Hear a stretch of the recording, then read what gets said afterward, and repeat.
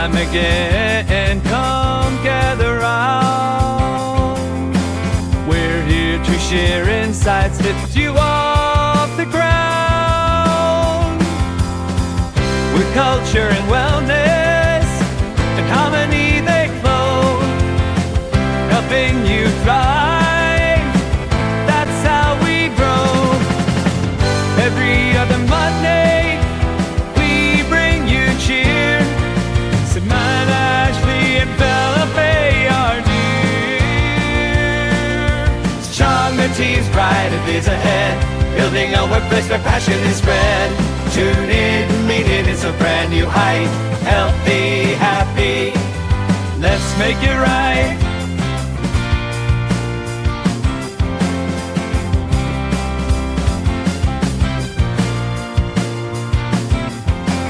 Mental clarity, physical strength, so true. Financial wisdom and tools, just for you. Everyone, I have an announcement.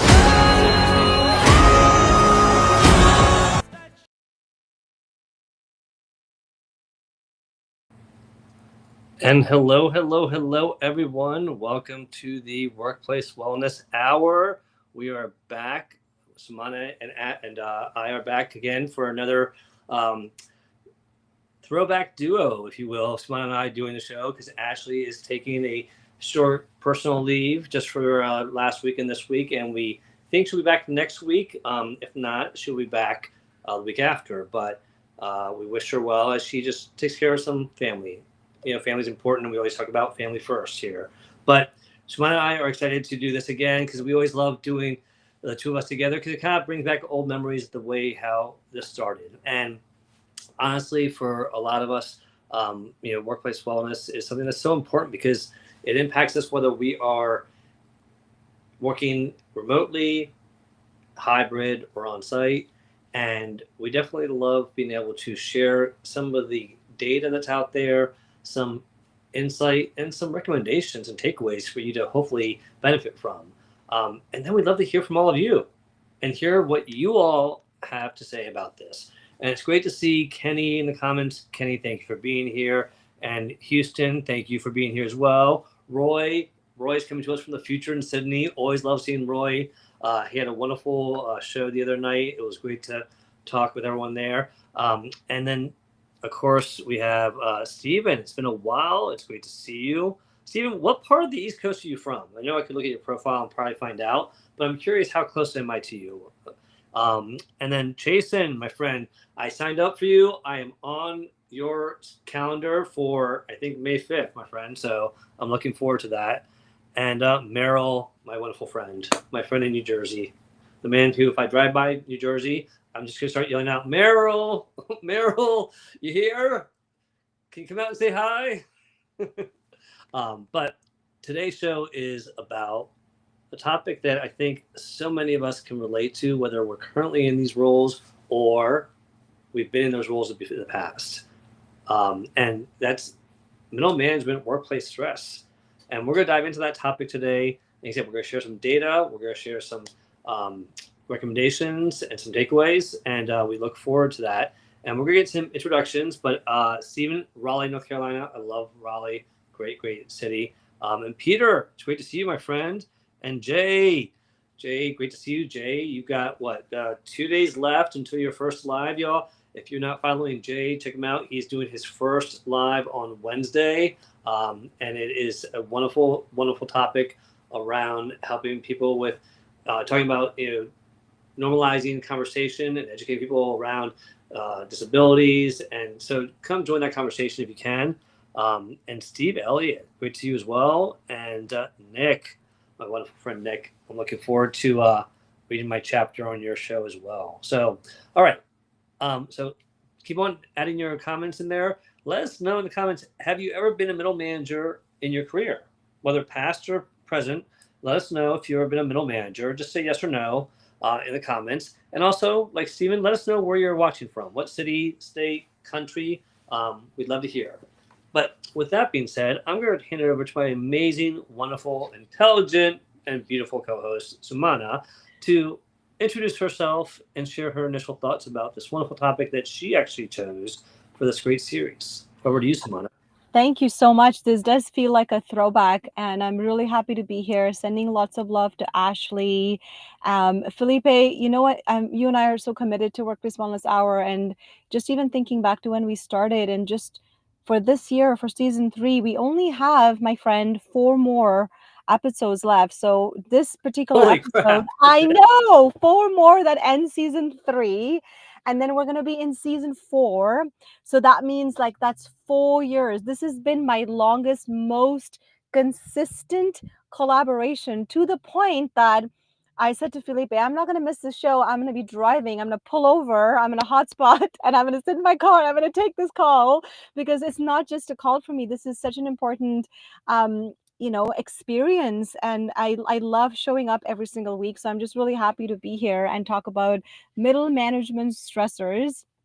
I wanted to talk about this topic for a few different reasons. One, because I was the middle manager. Two, because there was a trend which didn't quite pick up though, but just a conversation about unbossing, where middle managers were being let go of because organizations think, well, we don't need the middle managers. Let's just have the senior executives and the worker bees. What is the role of middle managers? And I think a lot of us who've been in middle management can agree that we play a pretty important role in the work that we do. So I kind of wanted to bring a few of those elements to the surface here, but I will introduce myself if you don't already know me, and I see lots of familiar faces and some names that I don't recognize. But my name is Sumana Jetty. I'm the founder and CEO of Jetty Wellness. We provide evidence-based consulting, education, and training for workplaces. The corporate wellness initiatives that we provide are mostly now to universities, healthcare organizations, and to financial institutions. So we're getting very specific about our evidence-based strategies, and really just happy to share workplace well-being in every domain. I've been making content on LinkedIn, TikTok, Instagram for as long as I've known Felipe, I think maybe even longer. And, like I said, this collaboration with Felipe is very important to me, because we bring in such critical trending, but also relevant topics that need to be discussed. And we don't just discuss them, we also give you strategies. And now often now, Felipe has also been showing this slideshow with some data. I'm a very data-driven person, so I also kind of like look at that and like to make my decision using data. So really just happy to sit in my car with my panoramic sunroof and talk to you folks. I'm really happy that I have internet and I can do this for an hour and talk about all the different things that we have lined up for you. Felipe, I know you have an introduction set up. Do you want me to pass it back to you for you to do that, or do you want me to talk a little bit more about kind of what I had in mind? Either way, sort of works for me. Let me do my quick introduction, and then what we'll do is I have a little switch up that we didn't get a chance to talk about in the green room that I think you're gonna like. But before we do that, let me go back here.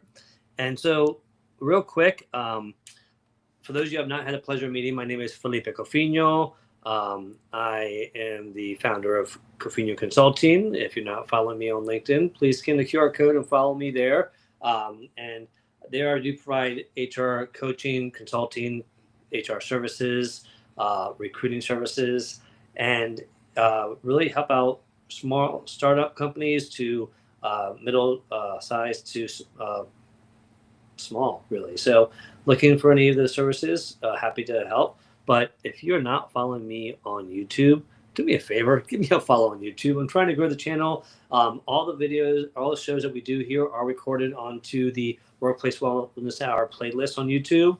And for those of you watching on YouTube, thank you for watching on YouTube. But give me a follow there and subscribe if you don't mind, because I really love to get the channel up. It's a great place to house the history of what Sumana, Ashley, and I have done, and it gives us a chance to direct people to a place that's easy to find versus saying, oh, just scroll through my LinkedIn feed and eventually you'll find it when you go back to like 3 months ago. No, YouTube, they have a good setup for videos, so it's great to have that library there. Besides that, I am an HR executive at PRB. Been there this is my 1 year anniversary this month. and it's been a great year. Love the team, love the mission. Been very excited to be able to do a lot there, and I'm looking forward to this next year. We're getting very innovative, different.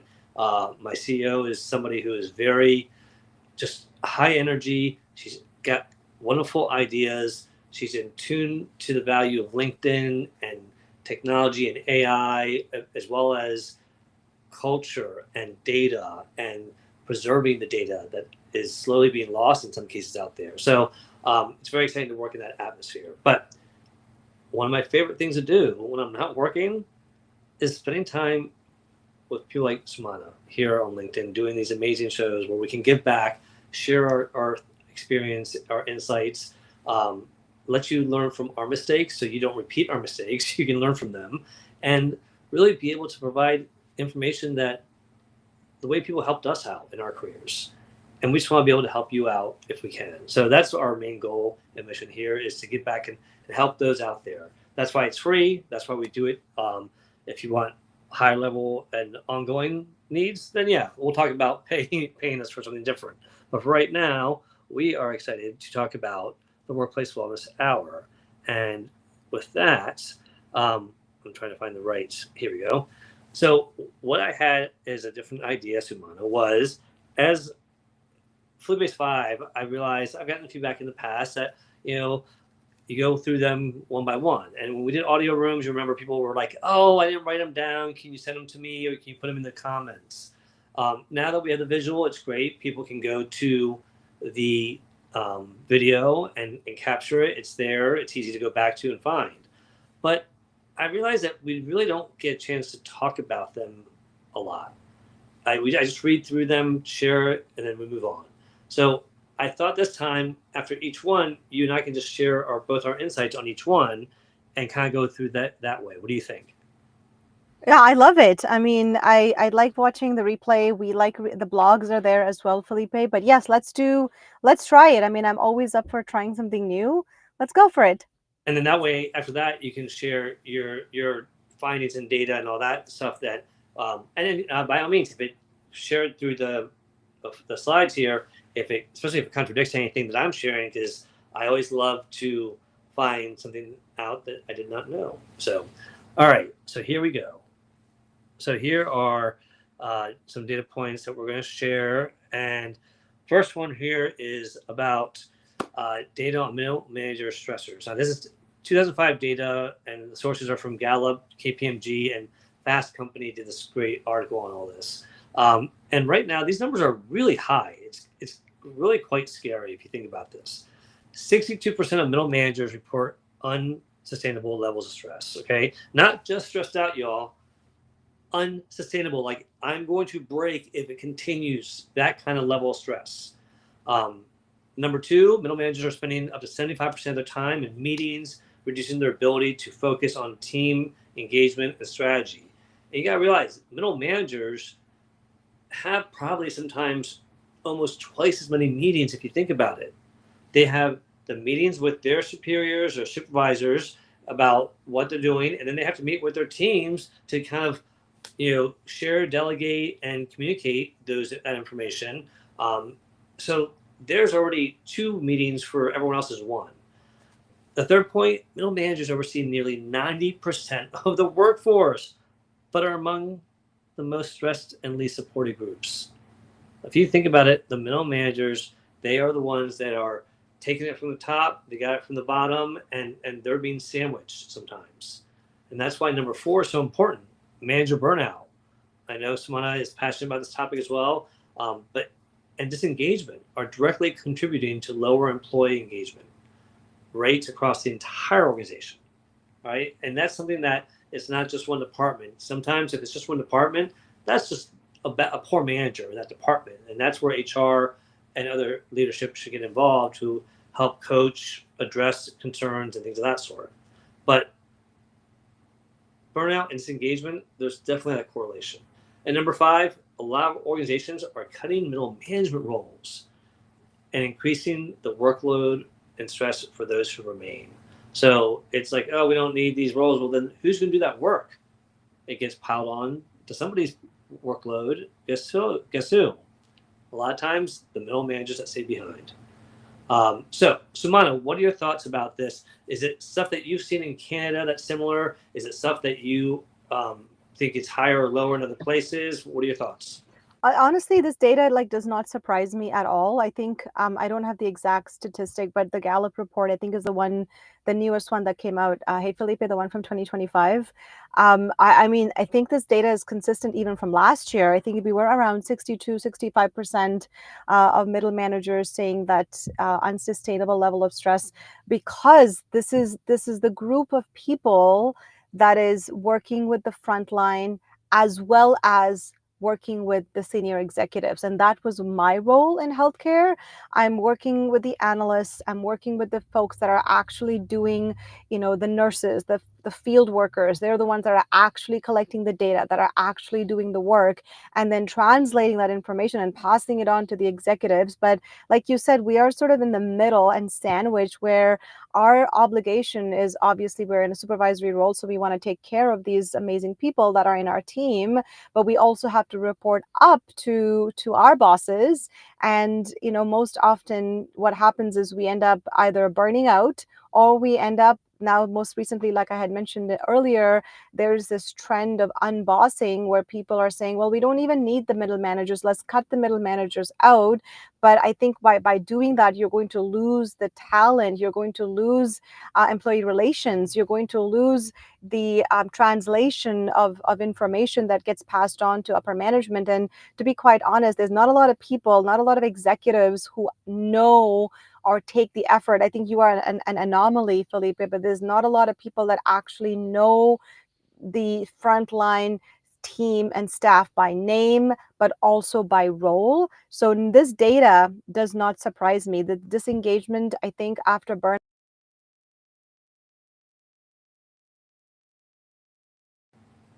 Oh, I think we lost you there for a second, Sumana. All right. Well, and please tell me in the chat if it's me that you can't hear. Hopefully, it's Sumana may have just gone out, but yeah, this data here, it is something that it's for anyone who's been, especially frontline, dealing with frontline staff and upper management. It's tough, and I'll even go as far as to say there's a lot of people that maybe don't directly supervise staff, but you have clients, sales clients, your account manager maybe. There are people that you can have where you have upper management, and then you have your clients, and the clients are the ones who end up being kind of like that staff that you supervise. And so it is something that you can feel that same kind of feeling just from that. All right, Sumana, you back? Yeah, I don't know. I know this would happen. Sorry, I did get cut off, but hopefully you heard most of what I said. Yeah, we did. I'm good. I'm good. Keep going. All right.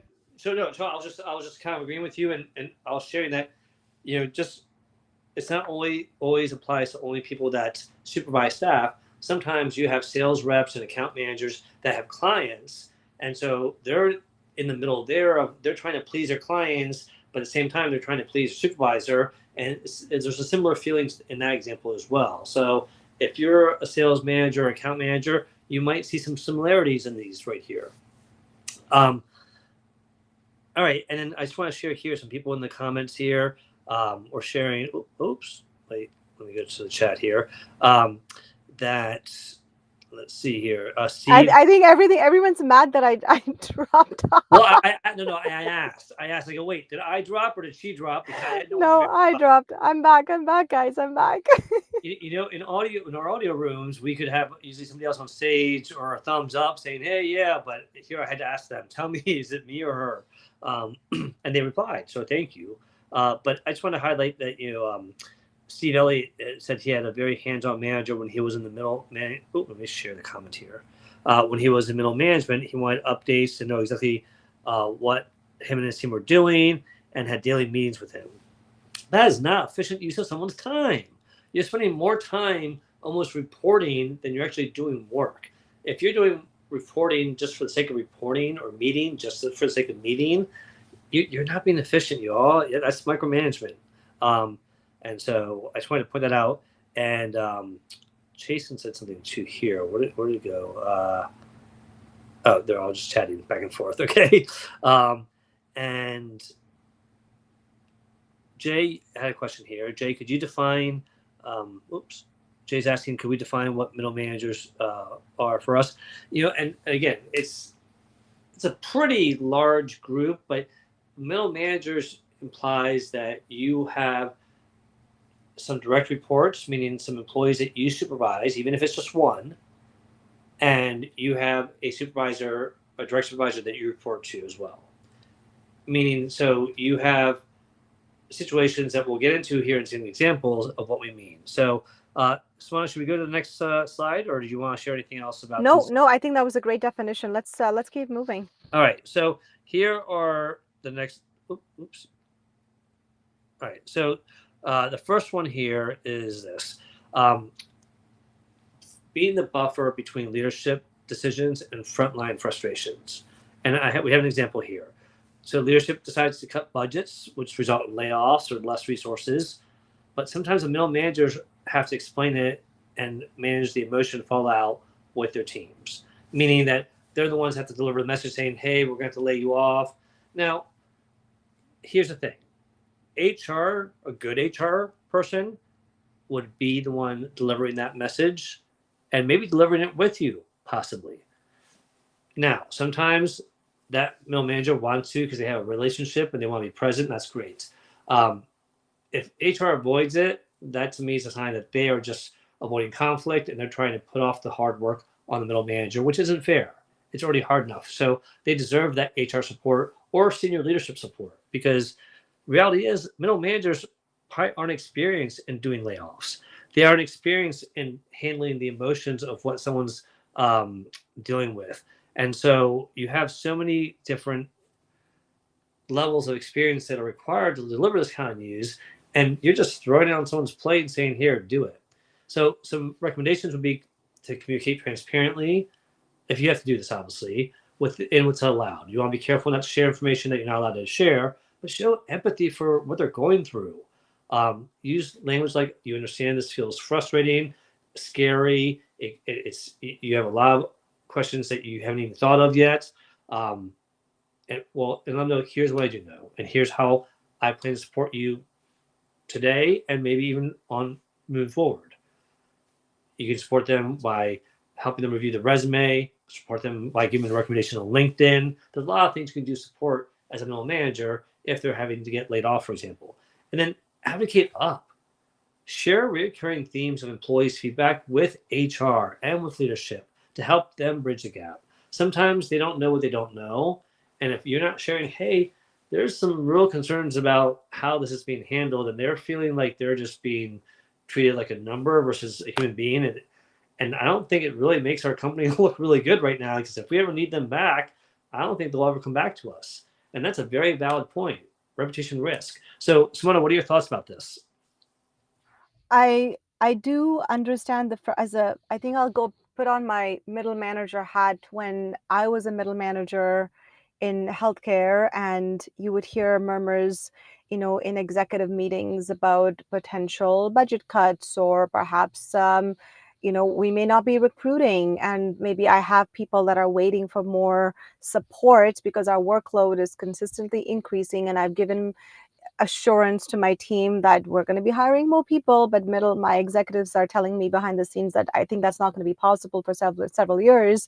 Now, my job, of course, I'm in a tricky position because there's some things that are confidential which I cannot share, but you also don't want to blindside the people that are your direct reports, right? So in those situations, I do like your recommendation of communicating with the transparency, but speaking with the executives and the leadership to get that buy-in so that we can share, because we as middle managers are, like I said, are in a tricky position, right? We don't want to upset our seniors, but we don't want to lose trust with our direct reports as well. So in these situations, I would just get buy-in from leadership to say, listen, I want to be transparent with my team. I need to let them know what's coming up in Q2 and Q3, and how do I go about kind of sharing this information without causing fear without causing them to feel like, we don't care about them. And that becomes our job, right? We are ultimately responsible for that team. So, coming up with compassion, empathy, but also being as transparent as you are able to with that leadership buy-in. I would caution middle managers not to do this unless you get buy-in, because otherwise then you're rocking the boat, you're causing conflict, which obviously you don't want to do.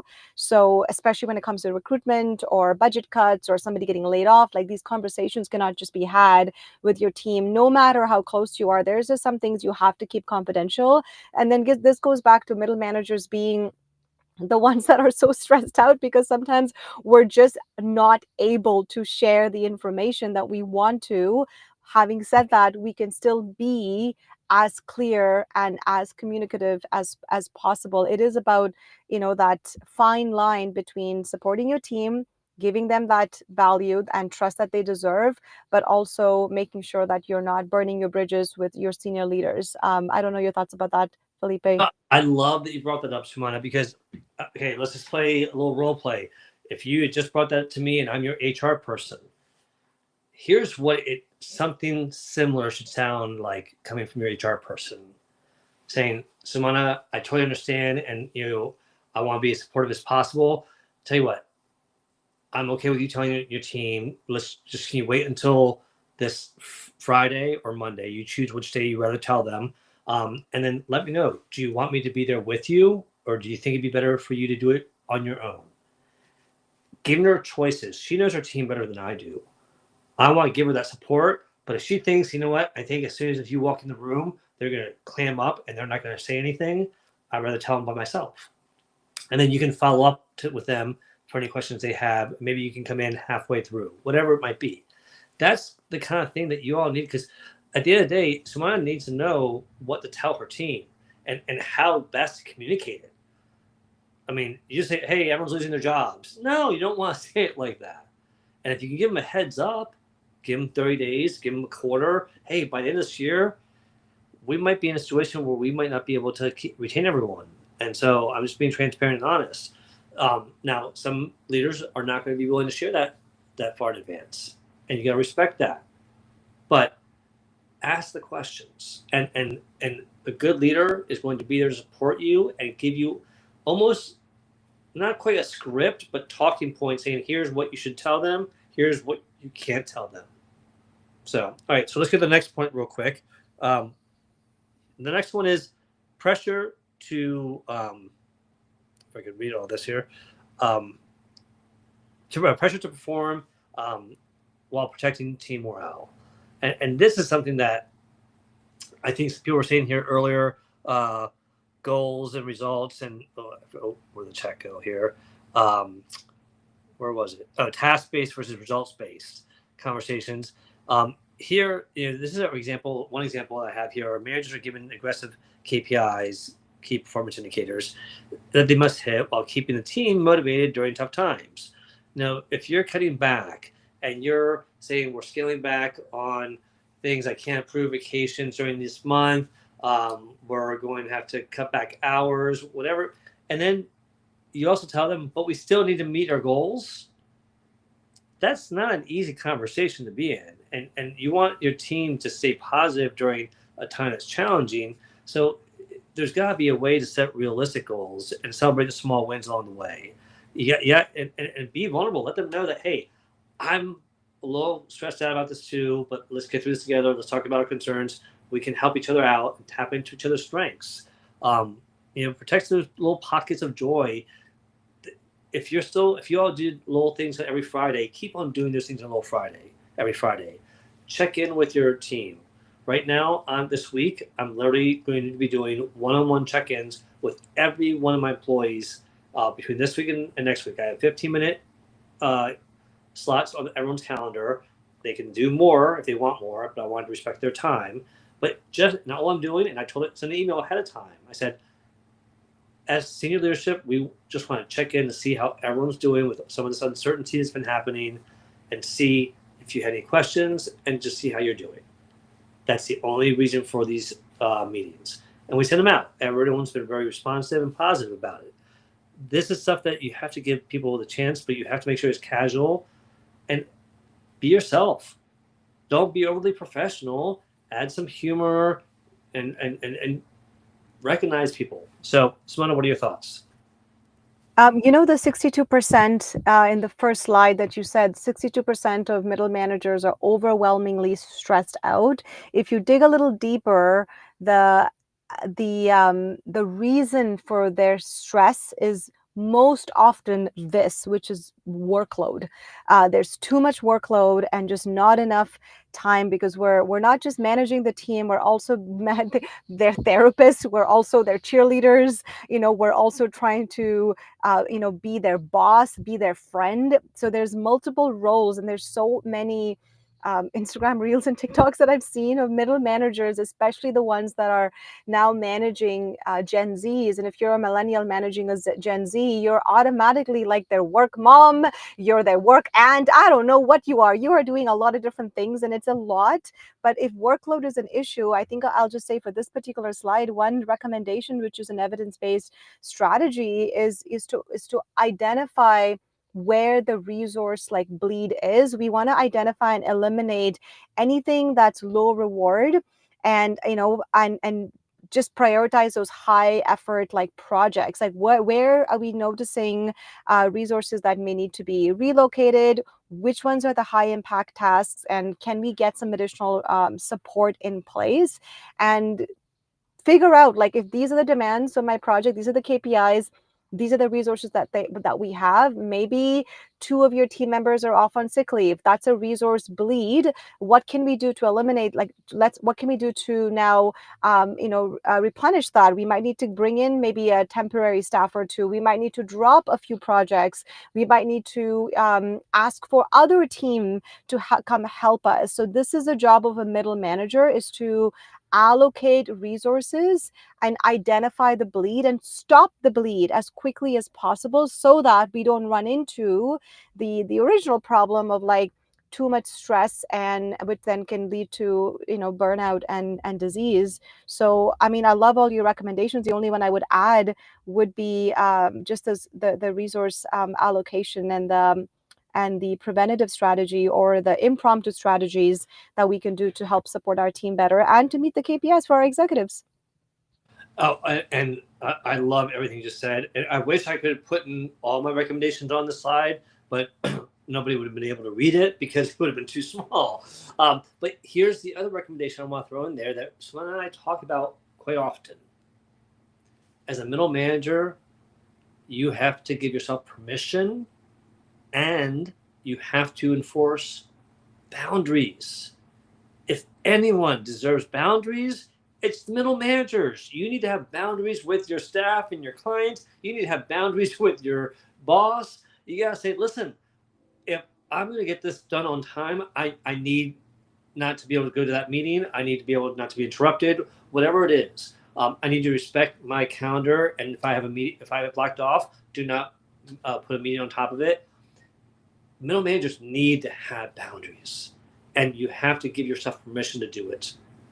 You are not a superhero. No one expects you to be a superhero. If they do, they're taking advantage of you.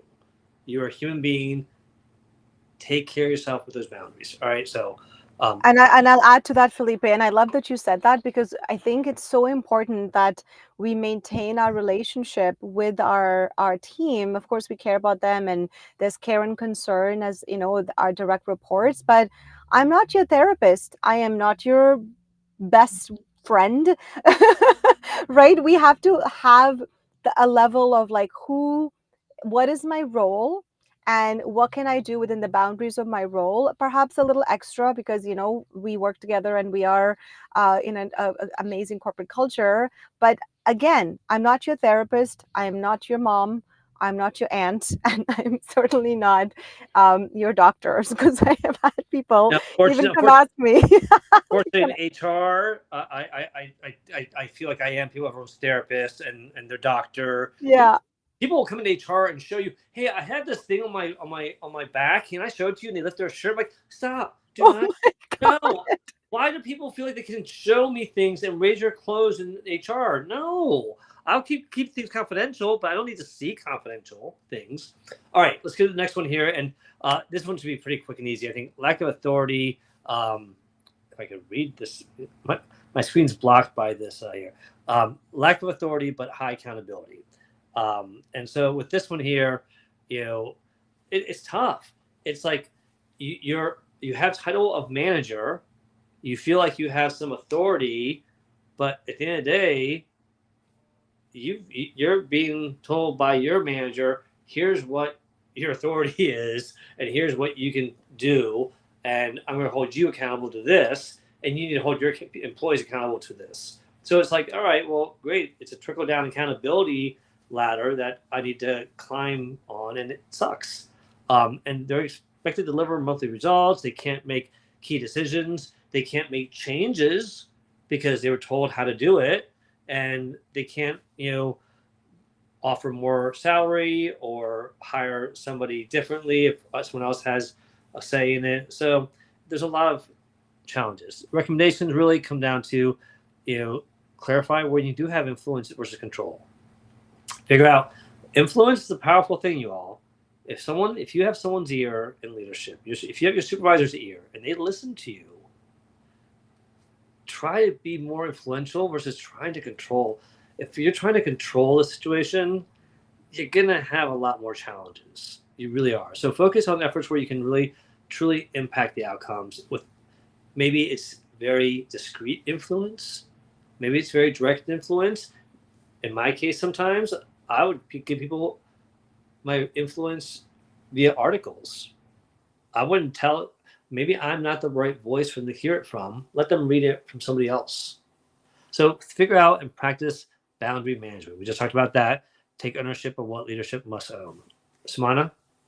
Yeah, I love that.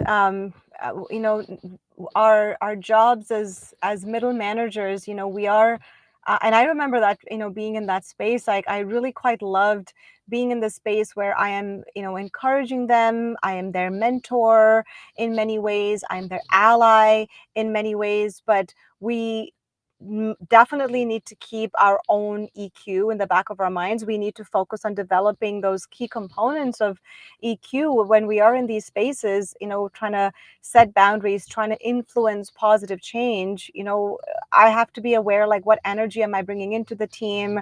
What social skills am I promoting, right? Am I promoting bad behavior? Am I the one that's sitting and having my lunch at my desk and working on the weekends and sending emails at 11 o'clock at night? And then am I expecting my team now to do something a little bit different? That doesn't really show well-being. That shows that, well, I want you to do something different, but I'm going to do something different, right? I have seen a lot of middle managers sort of fall through and not be great middle managers because they are so busy, so overwhelmed, so stressed out that they end up doing the workload of 3 different people, but they're sending emails late at night.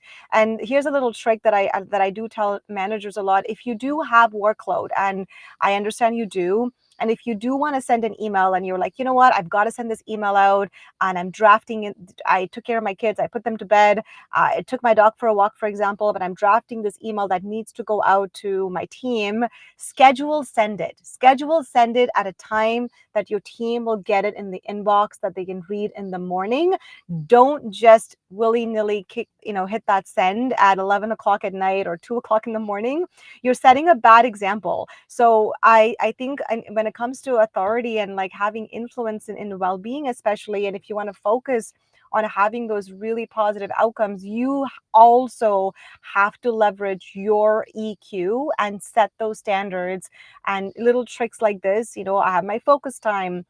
They're watching you. Let me tell you this one thing. Being a middle manager, I know my team is watching me and they're observing how I run the ship, and they're learning the good and the bad from me. So if you want to manage your team in the most effective way, see how you are showing up to your team as well, because I've had a few people call me out and say, hey, Sumana, I haven't seen you take lunch 3 days straight. What happened there? Or why am I getting an email from you at 9 o'clock at night? Or why were you logged on to Teams at 11 p.m.? So now if there's something that absolutely has to get done and it's in the back of my mind, I will send that email so it goes, it shows up in their inbox in the morning and not in the middle of the night, because I obviously don't want to scare them.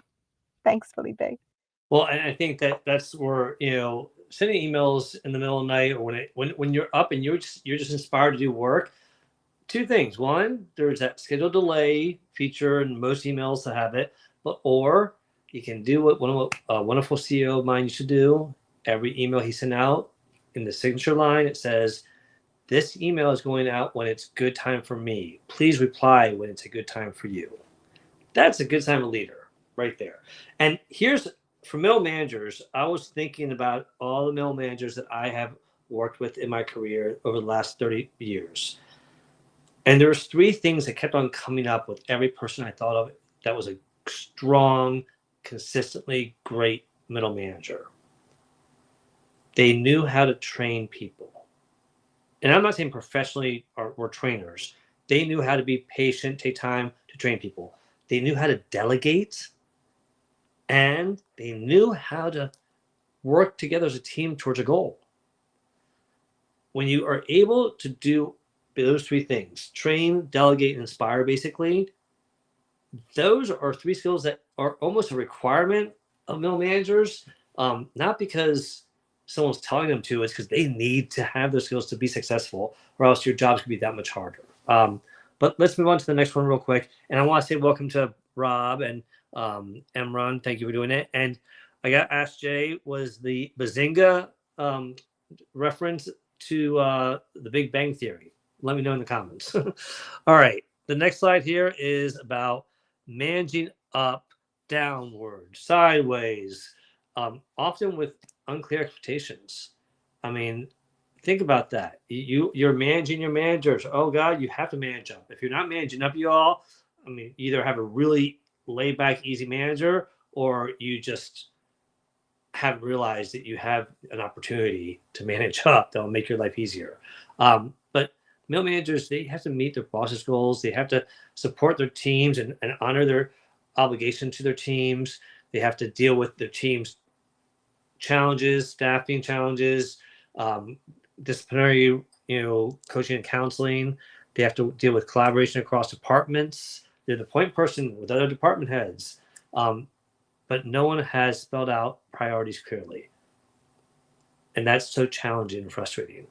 So if anyone deserves clear goals, middle managers, you all do, request that. Ask what is the priority. Here are the 5 things on my to-do list. Can you help me prioritize them? Because I'm getting told from different leadership that all of them are priorities. Practice expectation settings with peers and teams, like Sumana said, setting that focus time. Don't tell people to do it if you're not going to do it yourself. And if you do it, reinforce it, and your team will respect it and they'll learn from it. And build horizontal support network of other managers that share resources, best practices, can help coverage while you're away, or look out for something while you're away. So that's I'll stop there. And thank you, Jay. I'm glad that was a Big Bang Theory reference. Sumana, your thoughts? I love this so much, because when you said delegate, I was doing a leadership panel today for the government of Alberta, and somebody asked me in the comment, like, what's your biggest challenge as a leader in the space, when I was a middle manager in the government, but also now running Jetty Wellness.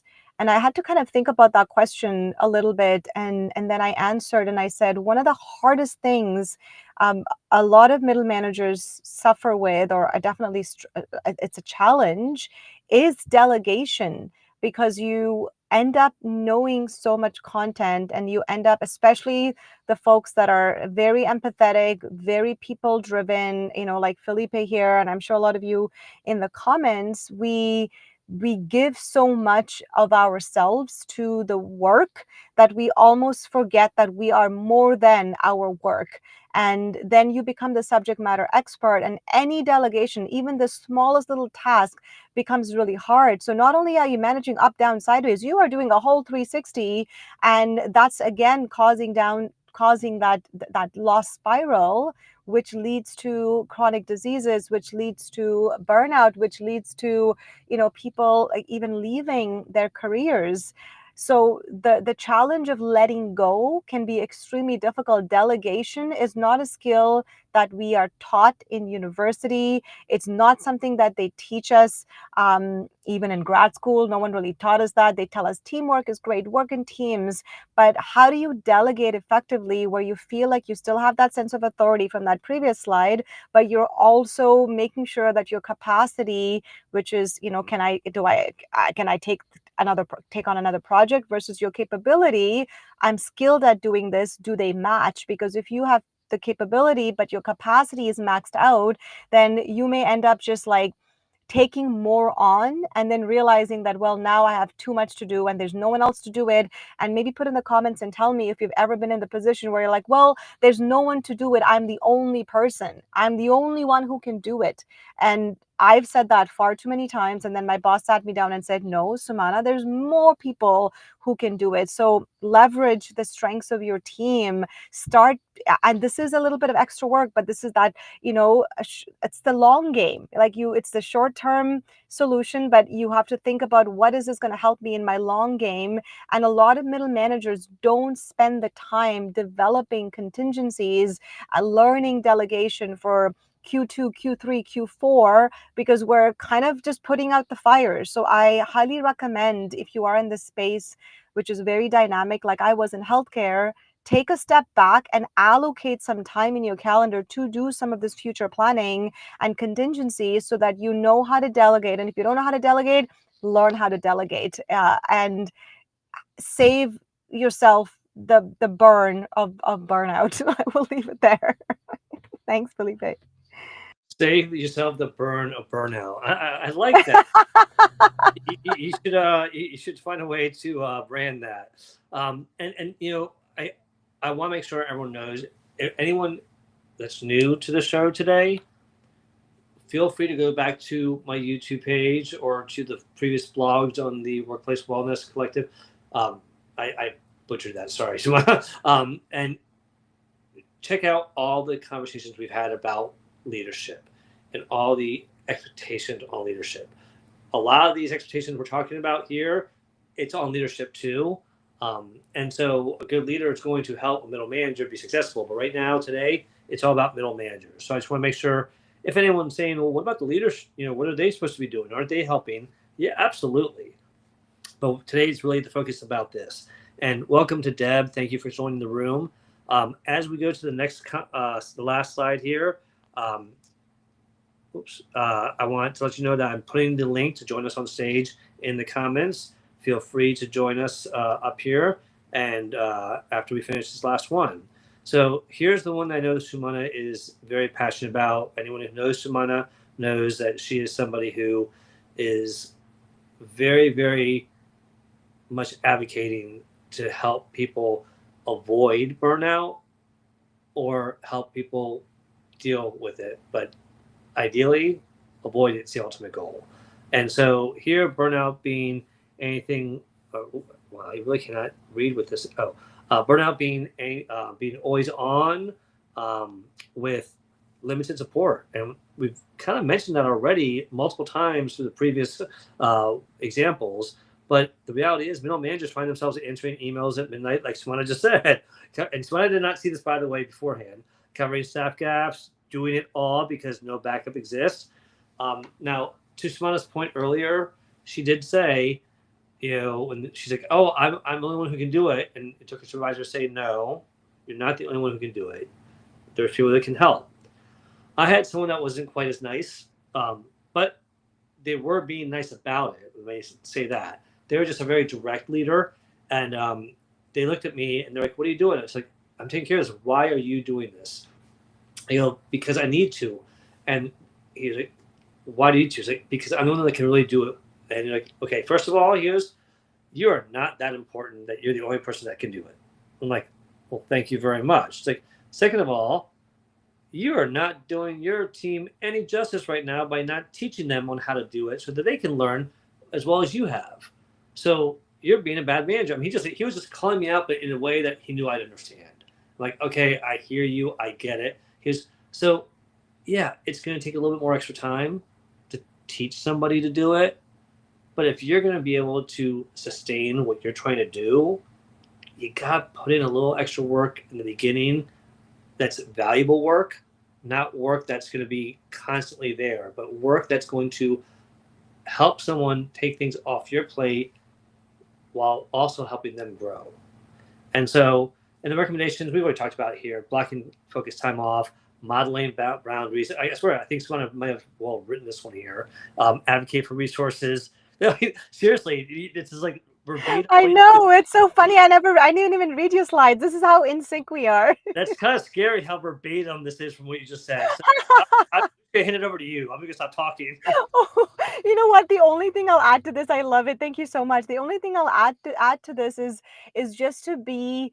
I had posted an Instagram reel. I've been posting these like Instagram reels about, let's replace this one thing with another thing. So I posted an Instagram reel, but I said, let's, bring back polished ambition with grit and grace, where you make space for recovery, creativity, and side hustle. Your email signature is cute, but it's not your whole vibe. Now, the reason I said that is because we are more, and I said this in the beginning of the conversation, we are more than our job title. Let's be real. Like, I know we're very ambitious and we want to do all these really great things, but your ambition can sometimes lead to that overwhelming sense of like, I need to take on more and more and more and more and more, and then lead to that crash out and lead to that loss spiral. So, if you have a little bit of, you have that grit, I love that. I appreciate that. But have a little bit and balance that out with some grace, balance that out with some creativity, make time for recovery. I cannot stress it enough. It is not about burnout as much as it is about sustainable practices that are going to help you recover in a way that is going to help you stay in this job longer. If you want to meet those KPIs, if you really want to ensure that you are supporting your team, you want to be their mentor, you want to be their ally, you've got to put in the time to actively or passively recover. I will say this until the day that I die. I don't think there's anything more that, we can stress enough in this workplace well-being space, where I encourage middle managers to say, like, look at your life after you leave your workplace. Do you have a side hustle? Are you doing LinkedIn Lives? Are you doing some creative projects? Like, focus your energy on that, as well as, the time that you spend, your 9 to 5 that you spend in your workplace, and don't make your whole being. I think Trevor Noah has a real nice bit about it when he asks people like, hey, what do you do for a living? And a lot of North Americans will say, oh, I'm an architect, I'm a doctor, I'm a consultant, I'm a specialist, a retail. But in Europe, people will say, well, I walk and I live and I breathe and I eat and I see my friends. That's what I do for a living, right? Your living is not just your job. Please remember that. But if you love your job, which I love what I do, I still have to put barriers to that space so that I don't go back to the old Sumana version that got very, very sick, and that wasn't very pleasant. Thanks, Felipe. No, thank you. And I love those examples you gave. And and we're definitely in sync. There's no doubt about that. And I just want to give a shout out to Christine for joining us, and Lauren. I'm glad you joined us late. You can always watch the replay for anyone who is joining us. Let us know if you're watching Team Live or Team Replay in the comments, as well as reminding you to let us know where you're watching from. But one thing that Kenny, I got to give Kenny credit for giving me another great idea for a topic here is, he says here, Kenneth says no to me too. Anyone who knows Kenneth knows that he has, when Kenneth comes up on stage, depending on his mood, it might be Kenneth, it might be Ken, it might be good old Kenny. But if Kenneth came out, Kenneth is a little bit confrontational. And that brought up to a good point that maybe we should do a room on this, is how to deal with confrontation at work with coworkers and your supervisor. Or even better, how do supervisors deal with confrontation with their staff? I don't know. Just a thought. I love that one. I think we should definitely do that one because I think it's going to make some of us a little uncomfortable, and we want to lean into that. So, I wanted to give you a chance, Sumana, to share anything that you had specifically around data or anything else that what you haven't already shared or covered before we go to Emron. No, I think honestly, a lot of the topics that I wanted to talk about were like some of those actionable strategies. I had a post on LinkedIn many months ago, and I was just going to do a refresher on those. But recovery, taking your PTO, making a recovery is important for performance. I've already mentioned that. The resource demand thing, I said, identify those resource bleeds. I think that's really important. Noticing signs of burnout and eliminating it as quickly as possible, and mitigating that burnout before it becomes a bigger problem and starts to really become contagious within your team because it starts to spread. That's important. And I think all the other topics, that we talked about are basically covered. So I'll pass the mic over to Imran, if that's okay with you. Of course, Emron, over to you, our friend. Please introduce yourself and let us know what questions or comments you have. Hello, can you all hear me? Loud and clear. Yep. Okay, sounds good. Hey, thank you, Sumana. Thank you, Felipe, for giving me the opportunity. So I'm a physician. I've been in managed care space, and I've been the CMO for a managed care company here in the US. I've done a lot of different things. I've also worked for healthcare system, large integrated healthcare system as a primary care doc. So I'm gonna make some comments about the whole concept of burnout, managing time, not only for yourself, but also for your team members. So some of the good examples, you, Felipe and Sumana mentioned a lot of good things. I think the only point I will make is that on a daily basis or weekly basis, whatever actions you are taking, make it visible. So one example is encourage team members to put PTO in the email body. Encourage, so that's one example, and I've been doing that myself too. And also, try to, force lunchtime or breaks. Lunch is very important. I usually, jokingly say that, when you go fasting and walking, your brain cells only take glucose, and there is truth to that. Brain cells cannot metabolize protein or fats. Brain cells are truly dependent on glucose for metabolism. So that means you ought to have lunch breaks. And most importantly, I think that allowing meeting free time, it doesn't have to be a day, maybe do for 3 hours.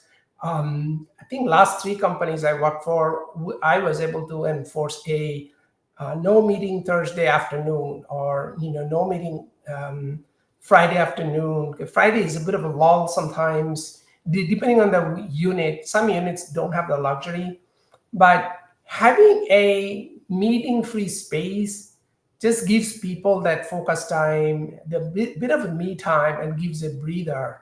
So those are some of my thoughts about burnout. Thank you. That was a wonderful share. Thank you so much for sharing that, because you brought up some great points. Managing your time, you have to, the visible actions, you have to be able to communicate the boundaries. People are not going to know your boundaries or your expectations if you don't communicate them. And sometimes there's people that you communicate them to and they still will push past it. An example was, I do a lot of interviews. When I was in the office all the time doing interviews, my benefits manager came to me and said, I bought you something. She's like, what? I bought you a door sign. And she handed it to me. She's like, you bought me a do not disturb sign? And she's like, read it. And she's like, please do not knock. I'm currently in an interview. I'm like, oh my God, I love this. Because people would knock on the door when I was on interviews all the time. But that sign, guess what? I now have it here in my home, and I put it on my door of my office so that my family knows, hey, do not come knocking. Do not come and ask a question. I'm on a call. or an interview.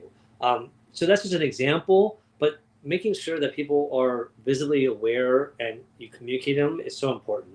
The blocking the calendar out, blocking calendar for lunch or for whatever it might be is so important. And the meeting free days, love it. Actually, Tuesdays at my job at PRB, Tuesdays are meeting free Tuesdays. So we do not have any meetings on Tuesdays. With external people outside the company, we can if you want to, but with each other inside the company, we don't. So I love that you brought that up. Sumana, over to you. No, I love all of that, Imran. Thank you for sharing. We encourage a lot of leaders to have these practices, or policies from the organizational level. I really would love to see a policy that says, hey, we would love to see a meeting-free day once a week implemented in this workplace, and then the managers know how to do it, the leaders know how to do it. It isn't kind of like it's consistent across all teams. I think that works really well, and also goes back to what I shared, with having some time. These no meeting days could be the time for you to develop those contingencies, to realize, like, how do I allocate my resources? What do I need to do to make sure that I have a backup and that someone else knows how to do my job?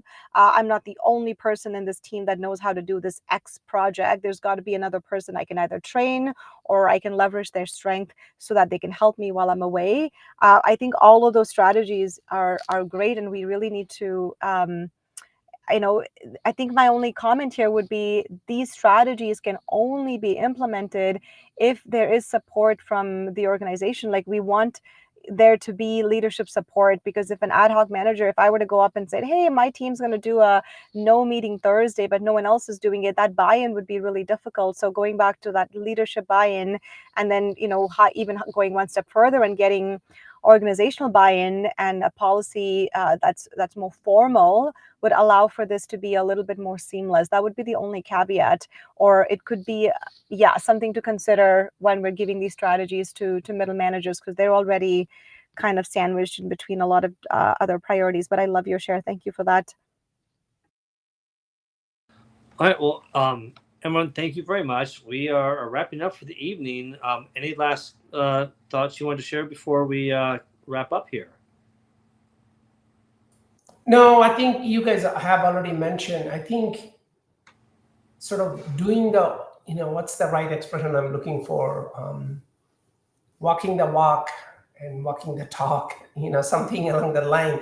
These things are we all believe in this, but as a sort of a higher manager or leader, to Sumana's point, having these practices in a sort of policy or procedure or within the team agreed upon, even if it's not a formal policy or procedure, maybe form a sort of a space committee, or not that you need a committee, but house these things in a structured manner and make sure that these things are enforced.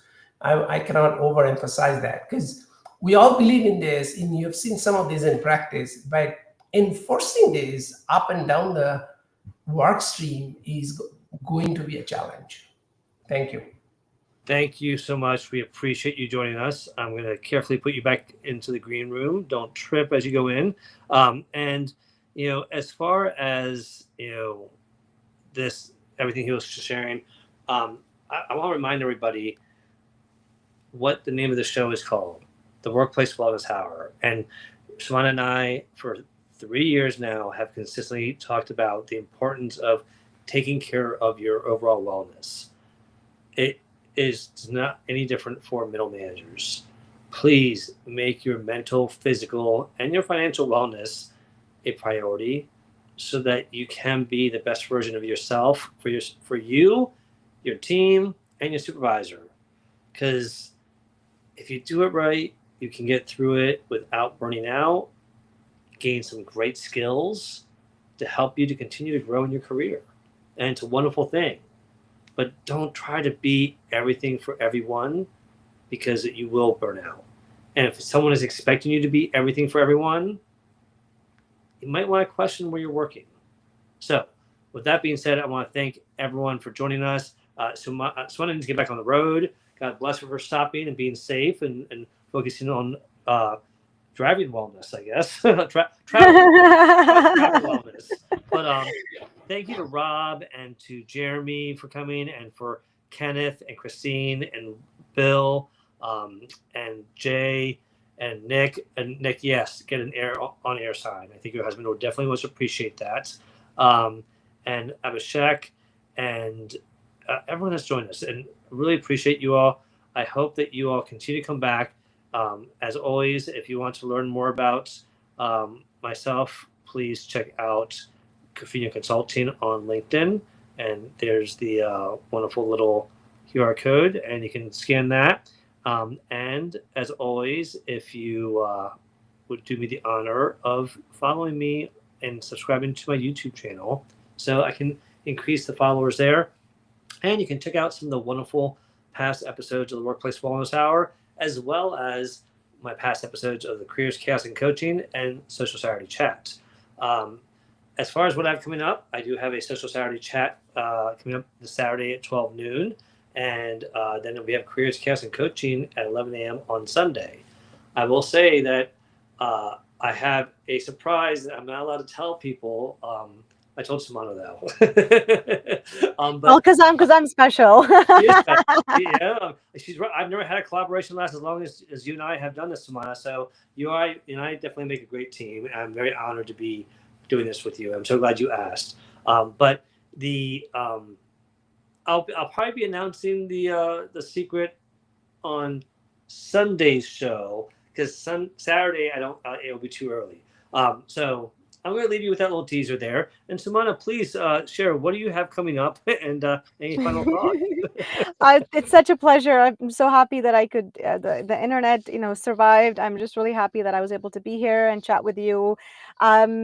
Well, our Workplace Wellness Hour key messages get posted on the Jetty Wellness blog page about 2 weeks after the show. So we typically take the key messages of both events that we do per month. And we're doing this really cool thing where we're doing a series now. So it'll be a part 1, part 2, which is great. It was kind of like this organic approach, but it helps us kind of compile our key messages, and we post that along with all the links to Felipe's YouTube channel, any other additional resources that sometimes I get DMs from our colleagues who listen to us. So we put all of that on the blog page. And so, yeah, please go check that out. So the key messages of this show and the one from a week ago for Stress Part 1 and Stress Part 2 will be available in about 2 weeks. And Hannah writes that I have 3 more ambassadors who joined the Jetty Wellness Ambassadorship Program, which I'm really excited about.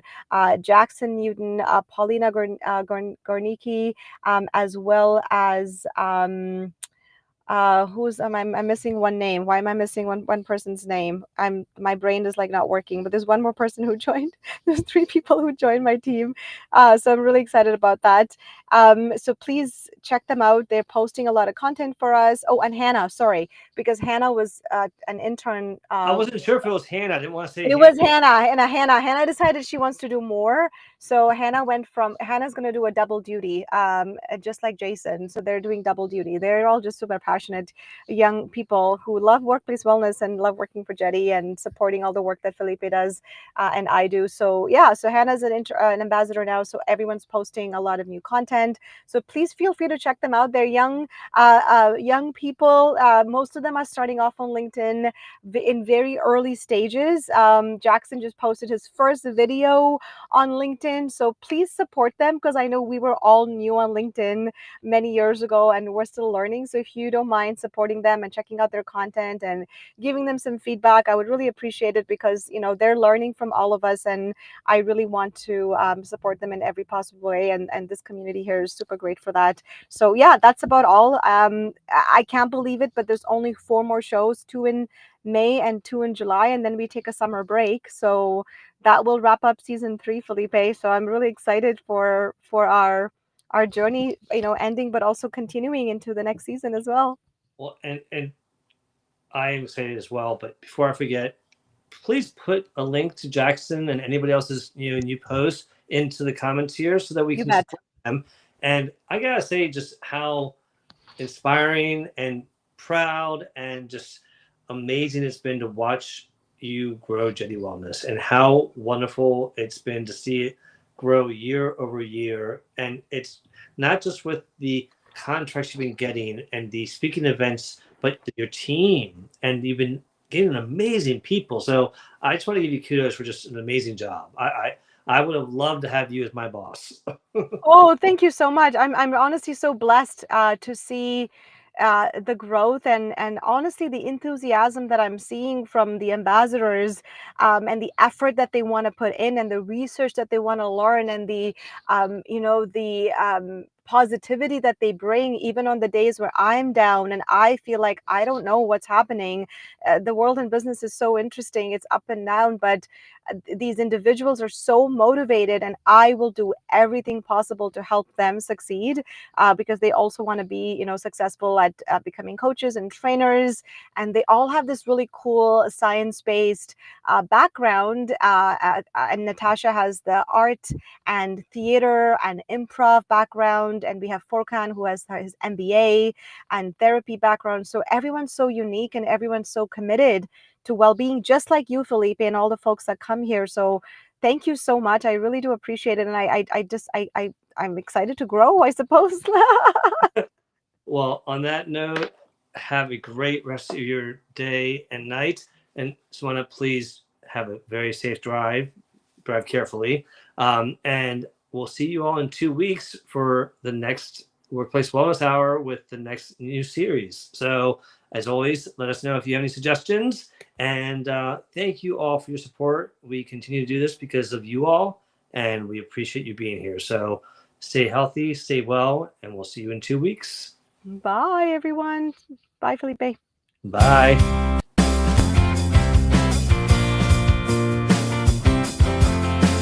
It's time again, come gather round. We're here to share insights, lift you off the ground. We're culture and wellness, and harmony they flow, helping you thrive, that's how we grow. Every other Monday, we bring you cheer. Sumana, Ashley, and Felipe are dear. Strong, the team's bright, and days ahead, building a workplace where passion is spread. Tune in, meet it, it's a brand new height. Healthy, happy, let's make it right.